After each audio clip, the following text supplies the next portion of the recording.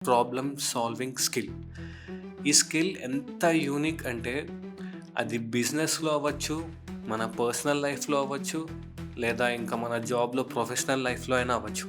అన్నిటికంటే ఇంపార్టెంట్ ఏంటి అంటే ఎవ్వరికైనా సరే ప్రాబ్లమ్ సాల్వర్ చేసేవాడే కావాలి. అది కంపెనీకైనా సరే, బిజినెస్‌కైనా సరే, మనకైనా సరే. చాలామంది ప్రాబ్లమ్స్ రాంగానే వణికిపోతా ఉంటారు. అంటే ధైర్యం సరిపోదు.